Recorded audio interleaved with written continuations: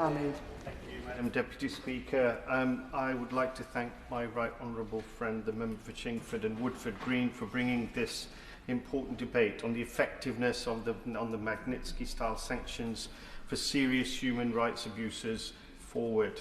These are tools that reflect our values as a country which is meant to defend human rights and the rule of law.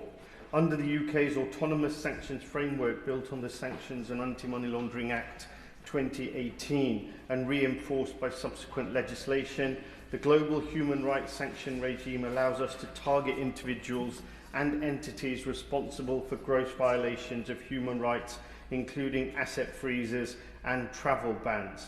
Magnitsky sanctions have been used against perpetrators of egregious abuses in multiple contexts, from Russian officials linked to the death of Sergei Magnitsky to those implicated in the murder of Jamal Khashoggi and military leaders in Myanmar. However, today's debate also requires us to consider the broader effectiveness and consistency of these tools in the face of major crises. Multiple authoritative assessments, particularly from Redress and UK parliamentary evidence submissions, highlight several areas where the UK Magnitsky sanctions regime has failed to act effectively. Evidence shows the UK has not replicated the majority of Magnitsky sanctions imposed by partner jurisdictions across the US, Canada and the EU. Only 14% of global Magnitsky designations are listed under the UK Magnitsky regime, and another 17% appear under other UK regimes, meaning that 69% of perpetrators sanctioned abroad are not sanctioned by the UK at all. Of the unsanctioned cases, 71% were designated by the US, 27% by Canada and 2% by the EU. Yet the UK has not followed suit. The gap means that UK is failing to act against individuals already identified as human rights abusers or corrupt actors by close allies. The UK has received at least 15 detailed evidence packages from NGOs like Redress documenting alleged human rights abuses or corruption in many of the countries that were referenced by previous speakers, including China, Sudan, Uganda, Bangladesh, Venezuela and others. In many of these cases, the US has already sanctioned the perpetrators, that the UK has failed to act in almost all of them.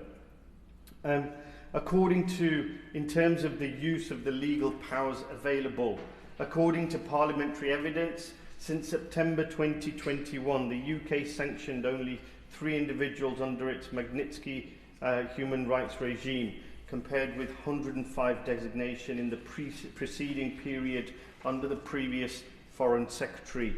This reflects a significant slowdown and a lack of strategic direction. There's also poor coordination with our allies in the US, the EU and other sanctioning partners. The recommendations from the APPG on Magnitsky sanctions stress that the UK's unilateral approach weakens sanctions effectiveness. The UK has failed to systematically sanction individuals already targeted by partners, coordinate multilateral actions to target corrupt networks instead of isolated individuals, and match the scale and frequency of designation by allies. UK, under its autonomous sanctions framework, Magnitsky sanctions have been used against egregious abuses that I've already mentioned. However, today's debate also requires us to reflect the broader effectiveness and consistency of these tools. In recent months, the United Kingdom has taken steps to sanction 2 Israeli government ministers over their repeated incitement of violence against Palestinian civilians in the occupied Palestinian territory. These designations, made alongside partners including Canada, Australia, New Zealand and Norway, include travel bans and asset freezes, and were justified by the Foreign Office as necessary responses to genocide and serious abuses of human rights.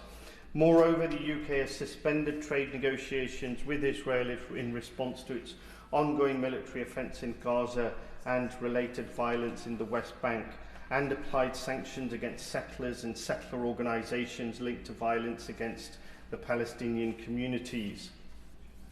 The scale and scope of action by the UK government has not been sufficient, and we have failed to reflect our obligations under international humanitarian and human rights law to ensure civilians do not suffer, particularly in light of provisional measures from the International Court of Justice ordering protection of civilians in Gaza and actions directed at ending grave human rights violations in Gaza and the West Bank.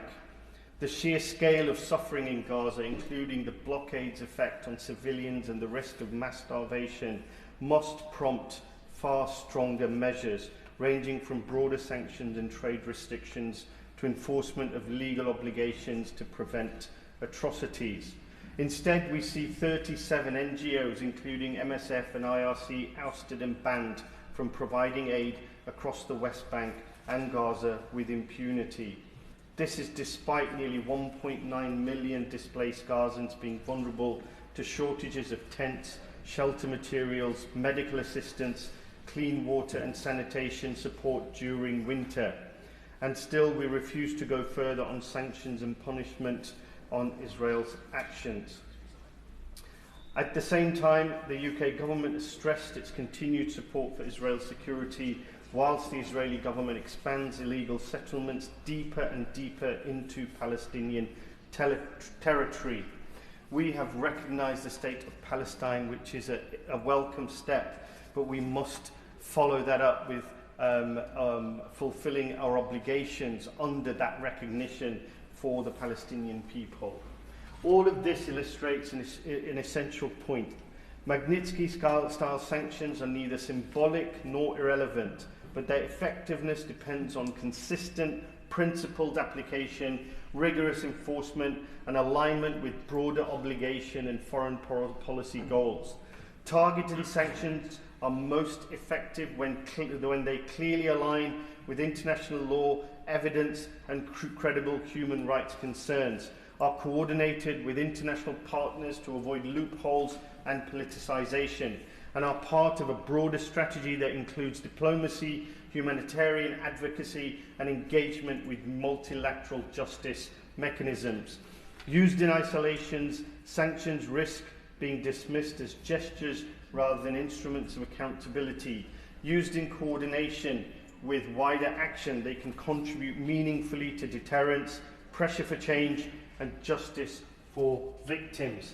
Madam Deputy Speaker, the United Kingdom should make a principled use of Magnitsky-style sanctions wherever there is credible evidence of human rights abuses, whether in Russia, the Middle East, Sudan, Myanmar, or elsewhere. But it must also be prepared to act boldly and consistently in line with international law when confronted with mass civilian suffering anywhere on the globe. Our inconsistent approach to human rights and the protection of so-called allies condemns us all to an unsafe world where might is right and wrongdoing is never corrected. We shame our enemies at the same stroke of a pen as we sign away the human rights we like to proclaim as sacrosanct. We must ensure our sanctions regime is more than a statement of values, but a tool that genuinely contributes to accountability, justice, and prevention of atrocities. I commend the motion to the House.